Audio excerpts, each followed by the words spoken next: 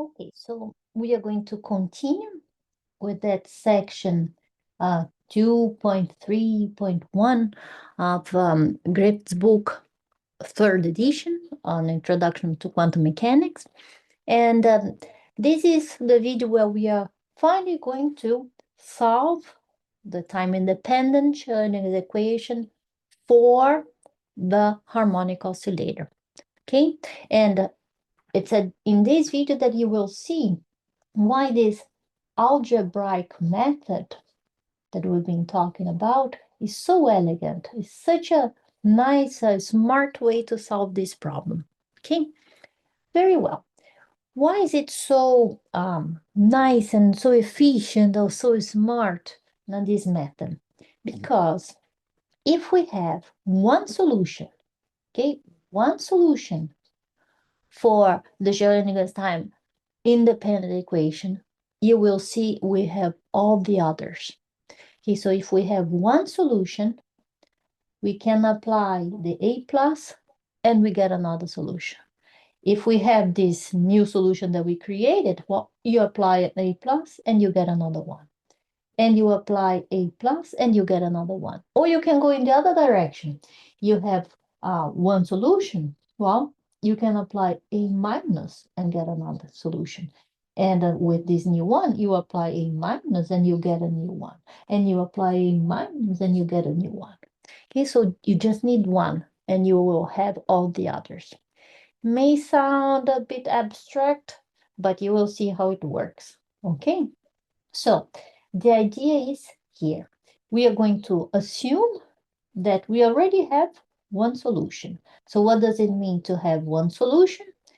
We were able to solve this equation. We were able to find this psi and its corresponding energy.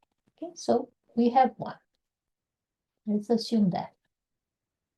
And our first step is to show if we have this one, well, this new guy, this new function that I'm presenting there is also a solution. So what does it mean to be also a solution? When we apply this operator, we will reobtain the same function here. Okay, so just as we have above, we reobtain the same function, and in front we have a constant. So here we have a constant. Okay? So that means to be a solution. And we are going to show, but what is it? What is this solution? Very similar to what we have above. This E, but plus H bar omega. Okay, so let's show that this is true. All right, so let's start. I'm going to start from this side of the equation, from the left side, and we are going to show that we are going to obtain the right. Okay, so from the left side, I'm going to write the Hamiltonian as we learned. We can write in terms of those A plus and A minus, so those operators. So let's do it. A plus and minus with a half here, because of the order that we chose, applied on this A plus psi, on this new function. All right, let's continue with this. Now, look how I'm going to write this. You see that here I have an A plus, and then comes A minus and A plus. For this half that we have here, we also have an A plus. So the way that I'm going to do is I'm going to put H bar omega and A plus in front. So this A plus I put in front. So what survived is this A minus and this A plus for the first term. And for the second term, well, since I put this A plus in front, what I have is just half. Okay? And this is psi. You see, I didn't do anything. I just rewrote that line. Now I'm going to do something. Okay. What I'm going to do now is, well, we learned that the commutator between A minus and A plus is 1. We showed this in the previous video. And what is this commutator? Well, this is A minus A plus minus A plus A minus. That's what we learned. Okay? Which means that I can write A minus A plus equal to 1, passing this term here to the right. So A minus A plus equal to 1 plus A plus A minus. Let me bring this a little up. It's too close to our, okay? Okay, so I'm going to use this line here, okay? So let's continue. We have H bar omega A plus. Now, instead of A minus A plus, I'm going to write it as A plus A minus plus 1 plus half. Why did we do this? Look how I'm going to write this. Well, an operator, I can put in front of numbers or behind numbers. No, an operator commutes with any number. So I'm going to put this A plus here. And inside, I'm going to write like this. H bar omega, A plus, A minus. Okay, so I'm picking this term here. And I'm going to put this half. Okay, and what else we have? We have this term here with this H bar omega, right? So plus H bar omega, all that multiplied by psi. Good. But what is this? Well, this is Hamiltonian. So you see what we have? A plus, and then we have Hamiltonian plus H bar omega on psi. But what is Hamiltonian of psi is the energy of that psi. Now, this psi is that we assume that we already had this as a solution of the equation. So Hamiltonian of psi is energy. So let's write this. A plus energy plus H bar omega psi. Well, this is number. So I can pass this here. We can pass the plus to the right, no, because it commutes with any number, as we said. So we have energy plus H bar omega of A plus psi. Okay, so this is our new function. We started from here, and we just showed this part. Let's go down slowly, and you can see, there you are, right? So we showed what we said, that if psi is a solution, well, this new function, A plus psi, this is also a solution. With which energy? That one, but a little higher, by this amount. So this is the new function. And what is the energy of this new solution? Is this. Okay, well, if this is a solution, the same procedure will tell us that if I apply it twice, okay, so this is also going to be a solution. And what is going to be the answer? What is going to be the corresponding energy? Twice H bar omega. Okay?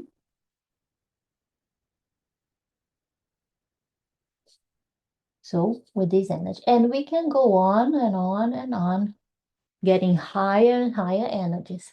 Or you can go in the opposite direction, meaning you can lower this energy. So let's do the other procedure.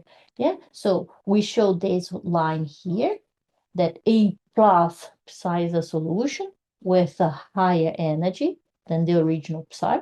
Okay, let's now show let's go now in the other direction, that if psi is a solution, then A minus psi is also a solution. And what is going to be the corresponding energy? Well, lower. So the procedure to show is very similar to what we did above. let's go. We are going to write that Hamiltonian in one of the forms. Above, we had written the Hamiltonian with the A plus A minus. If you play a little bit with this, you will see that now that we are lowering the energy, it's more convenient to write this Hamiltonian as H bar omega, now A minus A plus. Because remember, what we want to isolate is this first element there. Okay, so I'm going to write A minus A plus. Remember that because of this order, now we have minus half acting on A minus psi. So what I did here was just copying this left side. Okay, and we are going to continue as we did before. I'm going to put the A minus in front of everything. So I'm not really changing, I'm just rewriting that line in a more explicit way, showing that the A minus is to the left. And then we have A plus, A minus, and then we have minus half and psi. Okay, remember commutators. When I have one commutator and a number, well, I can move it around because a number commutes. Now we have to be careful when we have two commutators, then we cannot move it around freely. Okay, at this point, we are going to do the same thing that we did before. We are going to change this order. How? We said that A minus, A plus, this commutator is 1. I'm going to rewrite this. A minus, A plus, minus A plus, A minus is 1, which means that A plus, A minus is equal to, so A plus, A minus is A minus, A plus, minus 1. So that's what I'm going to put here. Okay, so let's continue. H bar omega, A minus. And now we have A minus, A plus. Very good. Minus 1, minus half, and psi. So as we did before, I'm going to write this as A minus, and now everything here is H bar omega, A minus, A plus, minus half. And then this minus 1 here with the H bar omega, let's not forget it, minus H bar omega, psi. Just as above, this is Hamiltonian. Hamiltonian acting on that given psi is E. And so then we write this line as A minus E. E from energy minus H bar omega psi. And commutator with a number, I can move things around. So let's put it here. E minus H bar omega A minus psi, which is what we wanted to show. We recover the function and what is energy, this one. So let's go slowly. We started from this line. We started from this left side and we arrived on the right side. So A minus psi is also a solution. And if A minus psi is a solution, well, we can keep going down and down by applying A minus again. So A minus psi is also a solution. And what is its energy? E minus 2H bar omega. And A minus psi is also a solution. And what is the energy? The E minus 3H bar omega. Okay, so this is the power of this algebraic method. Let's try to make a summary here. So if we have one solution, just one, with its energy, we will be able to get all other solutions. I can go up in energy. This is also going to be a solution. And what is its energy? E plus H bar omega. And we can go up in energy by applying this A plus again. And what is this energy? Plus 2H bar omega. And we can keep going up and up. Same way, we can go down by applying the A minus. And what is the energy of this new state? Lower. And if we apply again, we get an even lower energy. And we can keep going. Okay, so because of this, we call these operators, the A plus and the A minus, we call them ladder operators. And make this a little better, the A plus, since it brings us up in energy, we call it the raising operator. And the A minus, then you already know, since it brings us down in energy, is the lowering operator. Okay? Well, so this is great. All we need is one solution. And what is this one that will allow us to get all the others?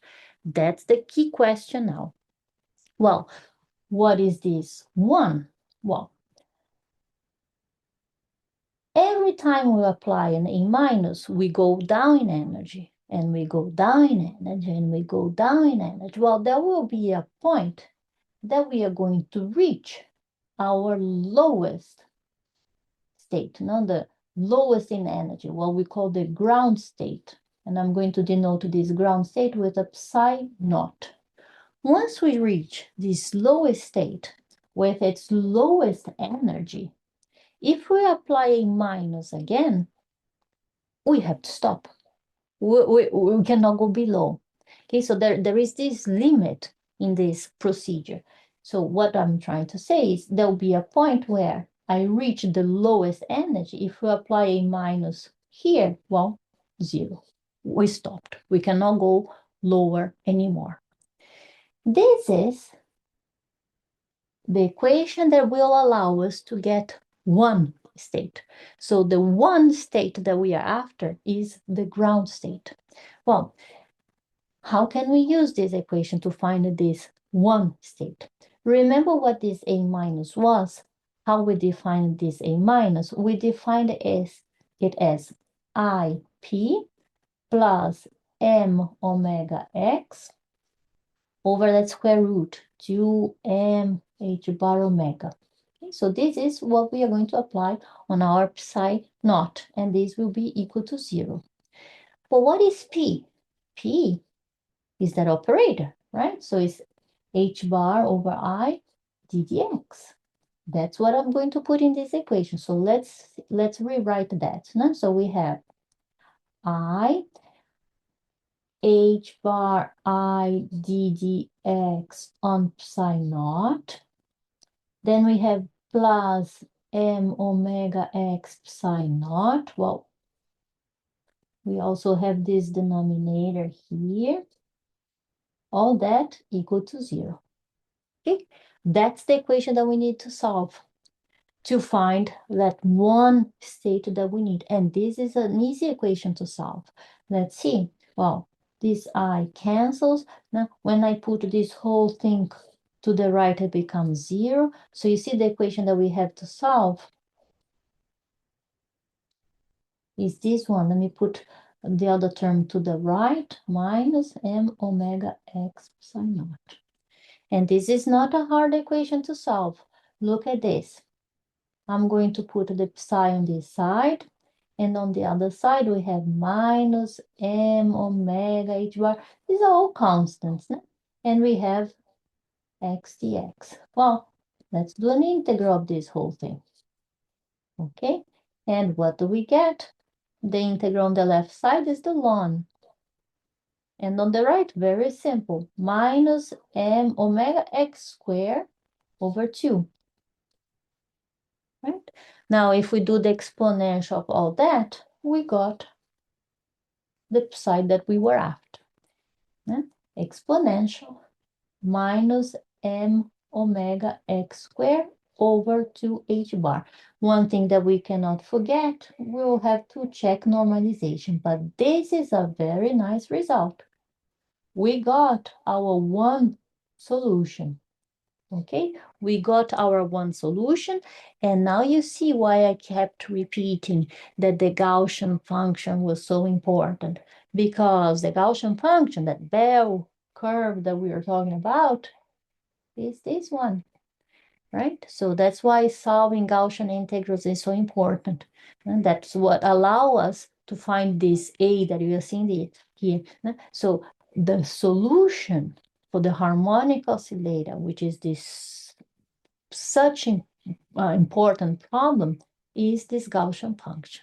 All right, so you see how important this is and how important it is to know how to solve these Gaussian integrals. We are going to do it right now to find that normalization factor, right? So now you know how to do this very well, correct? What we need to check, that what we need to guarantee, right, is that this is 1.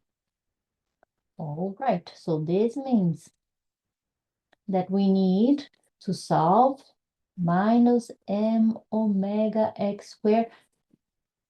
This is twice, right? So that factor of 2 disappears. And this has to be equal to 1. And what is the solution of this Gaussian integral? Well, let's go. A squared, and it's pi, square root of pi with all things there. All right, so let's put all these things there. M omega and h bar. This equal to 1. Very good. So then we find that this constant A that we are after is equal to m omega pi h bar, square root of the square root, so 1/4. All right, so very good. We are done with our single state that we needed, which is the ground state. So let's put this normalizing factor, very important, and our exponential, m omega x squared over 2 h bar. So this is the single function that we wanted. Great. And what is its energy? I'll call it E naught because it's the energy for the ground state. What is this energy? That's still missing there. How are we going to find that? Well, we know that this is ground state. This is a solution of Schrödinger's equation. What does it mean to be a solution? That Hamiltonian on this state gives us a constant, the energy of that state. All right. So we are going to use this equation now to find that energy. How? Well, what is the Hamiltonian? H bar omega, A plus A minus, plus half action psi naught. Okay, good. But look what we ended up with. A minus action psi naught. And we already said we cannot lower the psi naught because we are already at the lowest energy. So this term, action psi naught, is 0. So what survives here? H bar omega over 2 psi naught. Okay, so from here we went down and we ended up here. Conclusion, what is this energy of the ground state? H bar omega over 2. Great. So now we have it all. Okay, so let's summarize the story. We found one state, the one that we needed. We just needed one. And we found that this is the ground state. And so it's a function with that normalizing factor, that exponential. And what is the corresponding energy? The energy of the ground state, the lowest energy that we have, H bar omega over 2. Okay, how are we going to get all the other states? Well, we know what is going to be the psi 1. I just have to apply A plus on my psi not on my psi 0, no, on the ground state. You just have to double check at the end that this is really normalizing. So what I'm writing here is the normalizing factor. Okay? And what is the corresponding energy? Oh, that's easy. Is that h bar omega over 2 plus h bar omega. So we went up in energy. And what is going to be our psi 2? Well, it's going to be a plus on the psi 1 with some normalizing constant. And what is a plus on psi 1 is a plus on psi 0. And what is the energy? H bar omega over 2h bar omega. And we can go on with this procedure. Let's then generalize, end up, what do we end up with? Psi n is some normalization factor we have to check, a plus acting n times on the ground state. Okay, so this is the general case. And what is the energy of this state? Well, the energy of this state, I'll put it here, is h bar omega over 2 plus n, h bar omega. So a nice way to write it is like this, h bar omega n plus half. So this is our general solution. Okay, so this is the procedure. Now there are some examples, there are some problems, there are many things for us to solve to find all of these other states, and we'll be discussing this in next videos. Okay, so but that's the end of the story for now. This is, we arrived at the equation 2.62 in your book.